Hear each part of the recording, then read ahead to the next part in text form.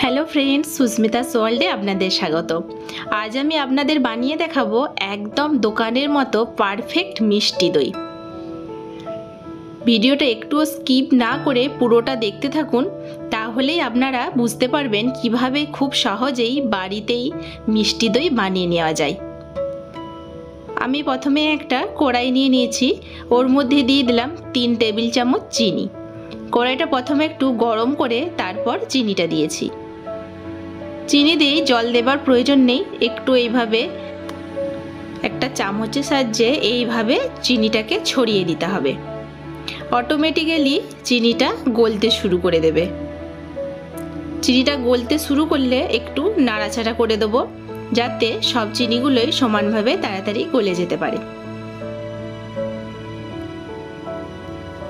খুব তাড়াতাড়ি চিনিটা গলতে শুরু করে দেবে, বেশিক্ষণ সময় লাগবে না। এইভাবে এবারে আমি একটু নাড়াচাড়া করে চিনিটাকে ক্যারামেল করে নেব। খুব বেশি চিনিটাকে পোড়ানো যাবে না, বেশ সুন্দর একটা কালার আসলেই ওর মধ্যে দিয়ে দেবো আমি 1 লিটার দুধ।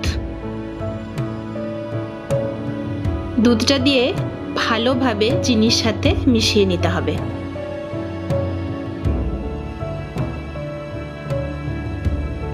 খুব ভালোভাবে চিনির সাথে দুধটা মিশিয়ে নেওয়া হয়ে গেছে। এবার দুধটা ভালো করে ফুটে ওঠা পর্যন্ত অপেক্ষা করব। দুধটা ভালো করে ফুটে উঠেছে, এবার ওর মধ্যে দিয়ে দিলাম আমি 1 কাপের একটু কম পরিমাণে চিনি, আর দিয়ে দিয়েছি 2টো এলাচকে একটু গুঁড়ো করে দিয়ে দিয়েছি। চিনিটা আপনারা আপনাদের স্বাদ অনুযায়ী দেবেন। আমি মিষ্টি তো একটু কম মিষ্টি পছন্দ করি, তাই চিনিটা একটু কম পরিমাণে দিয়েছি।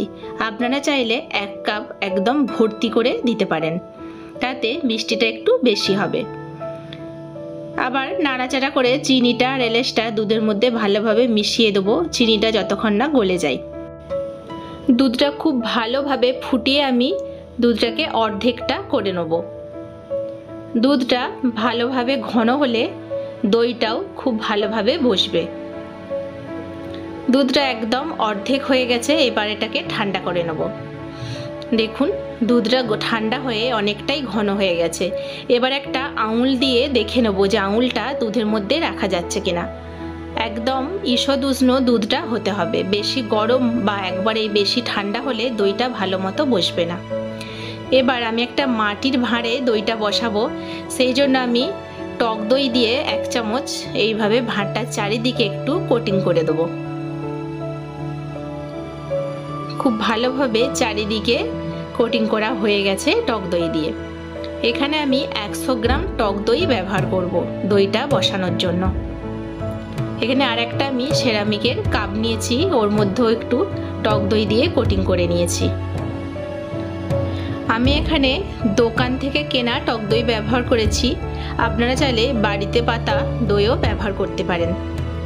এবার বাকি টক দইটা আমি দুধের মধ্যে ভালোভাবে মিশিয়ে নেব।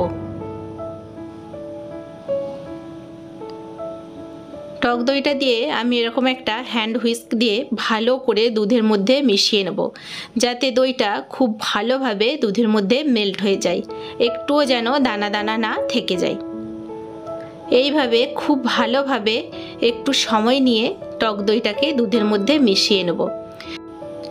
আর এইভাবে মেশানোর ফলে দুধের ওপরে যে ফেনা ফেনা এইরকম বাবলস তৈরি হয়েছে, দই বসানোর পরেও দইয়ের ওপরে ঠিক এই রকমই বাবলসগুলো থেকে যাবে। দইটা দেখতে একদম দোকানের মতোই হবে। এবার আমি মাটির হাঁড়ির মধ্যে দুধটা দিয়ে দেবো। একবারেই উপর উপর করে ভর্তি করে দুধটা দেবো না, একটু খালি রেখে দুধটা দেবো, না হলে কিন্তু পড়ে যেতে পারে।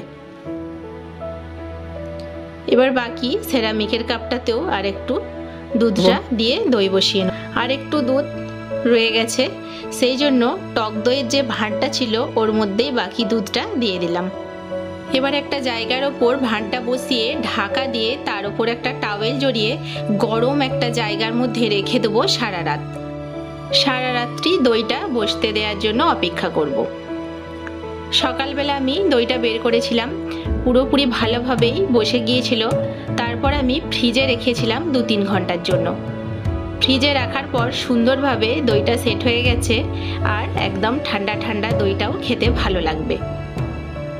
দেখুন দইটা কত সুন্দরভাবে সেট হয়েছে, উপুর করে দিচ্ছি তাও কিন্তু দইটা পড়ছে না, একদম টাইটভাবে দইটা বসেছে।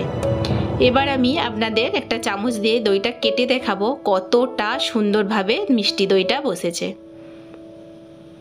দেখুন চামচটা দিয়ে তোলার সময় আপনারা বুঝতে পারলেন যে কতটা দইটা টাইট হয়েছে, একদমই পাতলা হয়নি, দেখে মনেই হচ্ছে একদম যেন দোকানের দই।